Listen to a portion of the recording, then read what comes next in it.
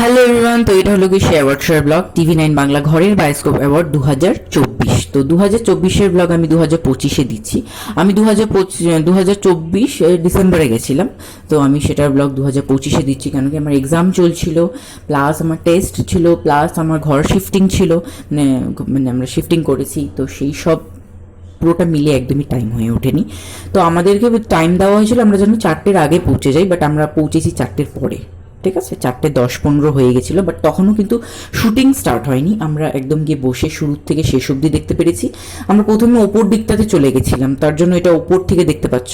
তারপর আমরা আবার নিচে চলে গেছিলাম, মানে আমাদেরকে ডেকে নিচে নিয়ে চলে গেছিলো, তো আমরা আবার নিচে চলে গেছিলাম। তো অ্যাক্টিং বলছি, অ্যাঙ্কারিং করেছিল আবি চট্টোপাধ্যায় এবং পরমব্রত চট্টোপাধ্যায়, দুজনে অ্যাঙ্কারিং করেছিল। তো অনেক এনজয় করেছি, আমরা খুব মজা করেছি। আমি বেশ এর আগেও অনেক আর্টিস্টকে দেখেছি, বাট এখানে আমি সবাইকে একসাথে দেখতে পেরেছি। তো এই এপিসোডটা এই অ্যাওয়ার্ড শোটা তোমরা কে কে দেখোনি সেটা জানিও। যদি তোমাদের দেখতে ইচ্ছা হয় তো জানিও কমেন্ট করে, তাহলে আমি এটার লিঙ্কটা তোমাদের সাথে শেয়ার করব। আর সবাইকে দেখলেও, আমার যাকে দেখার ইচ্ছে ছিল তাকে দেখতে পেয়ে গেছি, আমার অ্যাওয়ার্ড শোয়ে যাওয়াটা আমার সাকসেসফুল। সেটা হলো কি দেবকে দেখতে পেয়ে গেছি, অনেক কি বলবো, ওকে দেখতে পেয়ে গেছি, ও ঠিক আছে।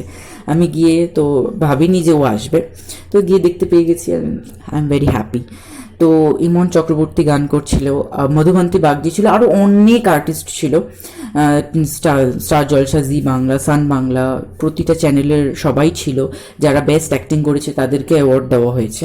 তো তোমরা কে কে দেখোনি সেটা কিন্তু জানিও, তাহলে আমি লিঙ্কটা শেয়ার করবো, তোমরা তাহলে দেখতে পারবে। আর আমার জন্য ফার্স্ট টাইম নয় শুটিং, কেন কি আমি দেখেছি ইভেন্টে গেলে শুটিং দেখেছি, স্টুডিও ভিজিট করলে শুটিং দেখেছি। এটা মায়ের জন্য ফার্স্ট টাইম, যে ক্যামেরাটা কীরকমভাবে কী হচ্ছে না হচ্ছে এগুলো সবটাই মায়ের জন্য ফার্স্ট টাইম। তো মাও দেখে খুব মজা পেয়েছে, ভালো লেগেছে। আর শুটিং টিভিতে তো দেখিয়েছিল হয়তো 2-2.5 ঘন্টার, কিন্তু শুটিং অ্যাকচুয়ালি হয়েছিল 5-5.5 ঘন্টার পুরো শুটিং হয়েছিল।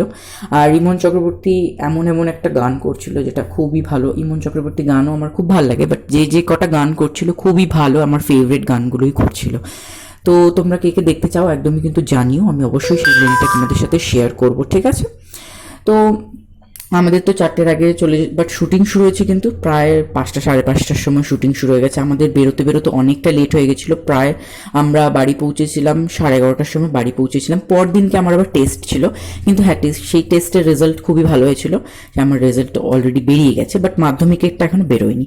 তো